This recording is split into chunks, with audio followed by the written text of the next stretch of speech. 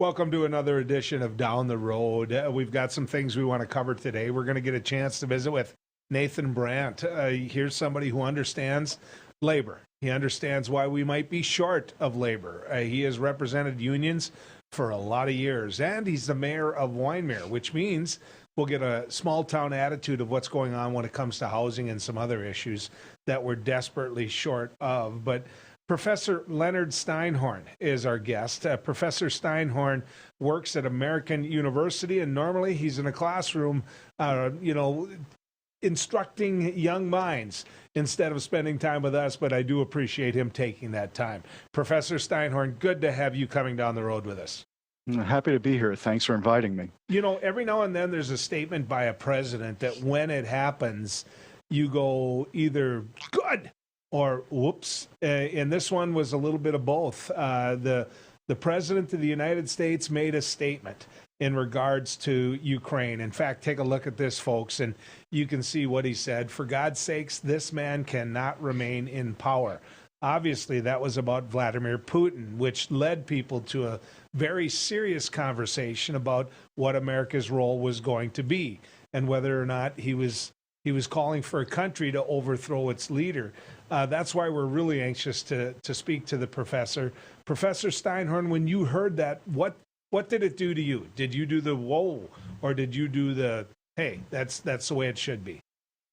I did both, just as you're expressing, because I think President Biden was expressing what many people are feeling and thinking.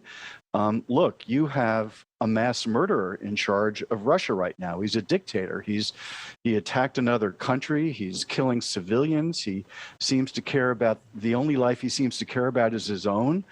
He's suppressing all sorts of freedom in Russia. So the president was speaking from the heart, as he says, expressing what a lot of people are feeling. But at the same time, he's president of the United States, and people pay very close attention to every single word coming out of his mouth. And they assume that what comes out of the mouth of the president, or what shows up on social media from the president, or anything like this, is American policy. So the question is, did he have to walk this back and say, no, it's not policy, it was just moral outrage? Well, that's exactly what he did say. So it's not a matter of what Joe Biden intended. It's a matter of what other people, in particular Vladimir Putin, will take from this, and whether this will potentially stall negotiations, or Putin feels more that he's in a corner, or he'll use this as more propaganda for his own people to say that the West is trying to get him and they're out to get Russia. So again, the cat's out of the bag, but was Biden speaking for many people in the United States and Europe and around the world? Sure he was. Was it the correct policy to be able to articulate? No, it wasn't. We are not in favor of regime change officially, but with a wink and a nod, sure, everyone would like it. I want to talk about that wink and a nod, because I've met Joe Biden a number of times. He worked on Heidi's campaign, both campaigns, the one that she won and the one that she lost. He's been to North Dakota to speak many times. And what I found him to be was incredibly honest with his thoughts, very spontaneous.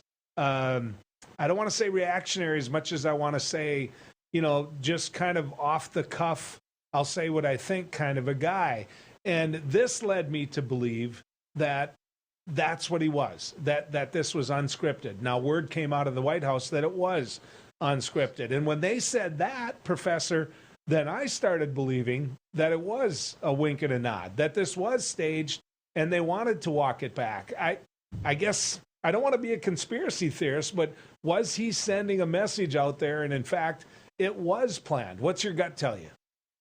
Well, look, Joe Biden, as we all know, is an emotional guy. He emotes. When he sees something, he just expresses himself.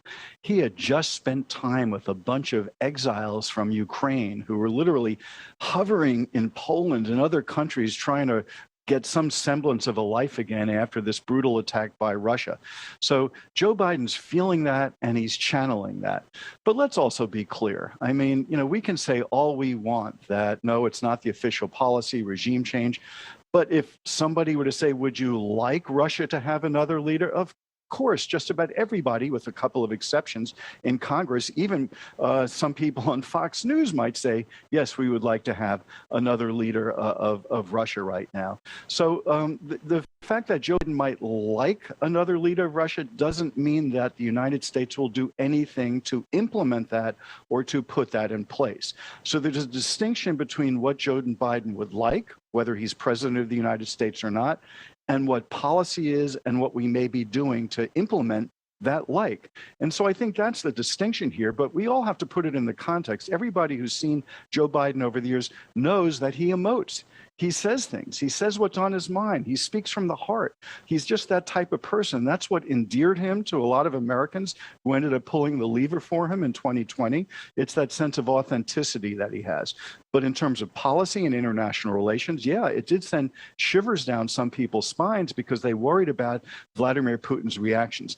But again, Biden would argue, look, you know, anything can set this guy off. It may be this, it may be something else. He's already saying that the West has basically declared war on him through the sanctions.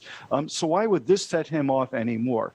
But look, you got to be far more careful in a situation like this because the stakes are just so high when you say something like that as president of the United States. But, you know, there's a lot of us, myself included, that wonder whether or not he should have walked it back because oftentimes we're worried about what Vladimir Putin is thinking of us rather than what he should be thinking in regards to us, if that made any sense. I think that he should worry what we're thinking is a better way of putting that. So that being said, what does this do to our NATO allies? The one thing that Joe Biden has gotten a lot of credit for from both sides of the aisle is the fact that he pulled NATO back together, and that when you look at NATO, you've got a coalition where people came together against their economic concerns and really all started rowing down in the boat down the same direction. So what I'm asking is, when Joe Biden makes a comment like this, what does that mean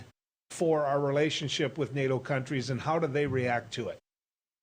Well, I think your initial point that potentially there may be some virtue in this because it makes Putin think a little bit, it makes him guess, it keeps him off balance. And whether Joe Biden intended that or not, we can't know.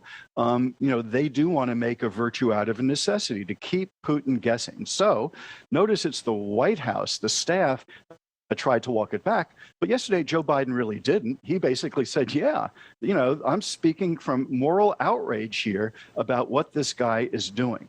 But our NATO allies, of course, they're nervous because they're close to Russia. They have to deal with potential Russian incursions or invasions or chemical weapons or any crazy thing that Putin does. I mean, you've got Poland and other countries really on the front lines there right next to Ukraine. So they have to be worried about this. But, you know, there's a whole other side in terms of game theory about this that you can think about, the good cop, bad cop. So you've got President Macron of France saying, this isn't really helpful in terms of negotiations. Well, Macron has been speaking to Putin. So imagine if Macron says, look, you don't know what Biden's really thinking, so maybe you better think a little bit more carefully about how you find an exit strategy on this. So potentially, whether Biden intended it or not, it may actually be useful in terms of the negotiations that they have. Let's also be clear. Most of these NATO leaders, of course they don't want to see Vladimir Putin as head of Russia right now, given all that he's done. They'll never say that in public, but if you ask them privately and give them some truth serum, they're going to say, of course, they agree with Joe Biden. So right now, the fact that he said it, how do you make the most of it? How do you keep Putin guessing? How do you have people like Macron and others use that to say, look, if, you know, we don't know what the United States is really thinking, but to make sure that they don't do anything, maybe you need to think of an exit strategy here.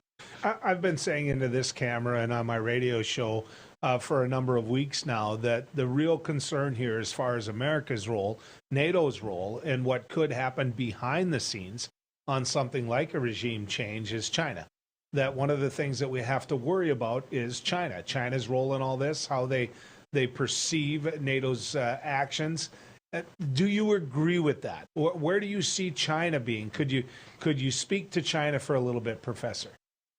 Well, China clearly has been enabling Putin, but you have to imagine they're not happy with how Putin has run this war. I mean, if they thought initially that Putin would be able to roll over Ukraine and Ukraine would give up its weapons and everything would be done quickly within a week and Russia would be preeminent, that would give China confidence about their own role potentially dealing with Taiwan.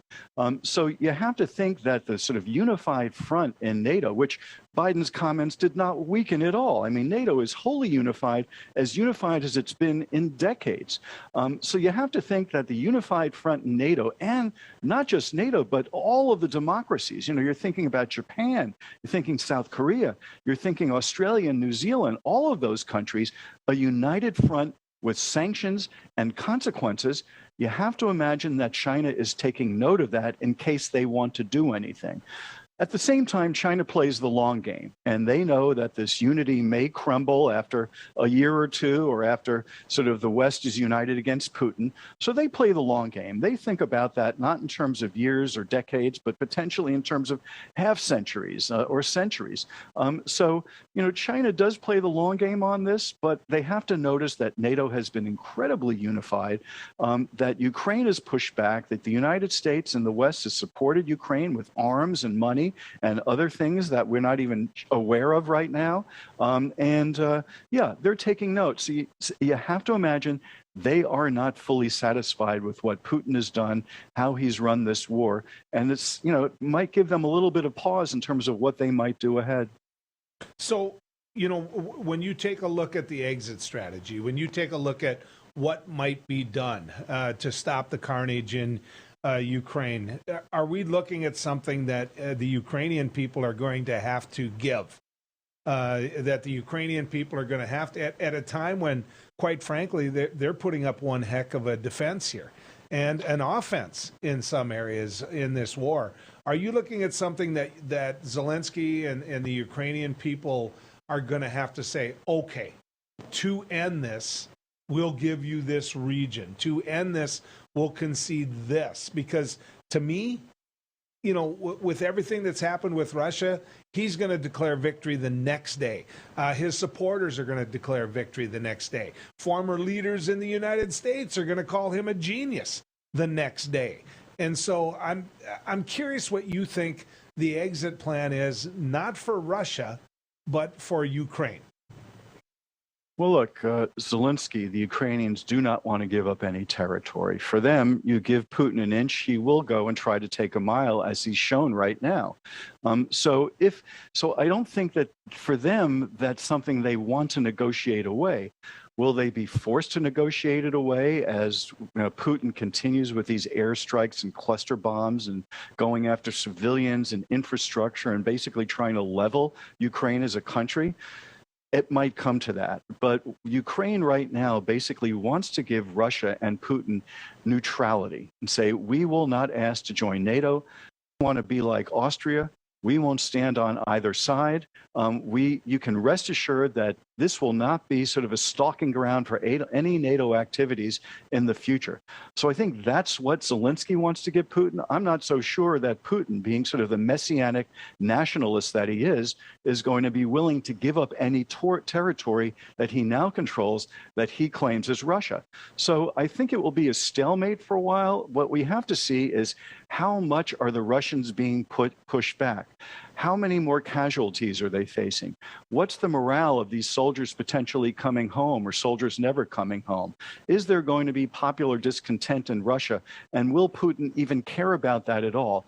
So I think we're still in this sort of middle ground right now where we have to see where this combat unfortunately rolls out and takes place, what type of damage the Russians do continue to do to Ukraine.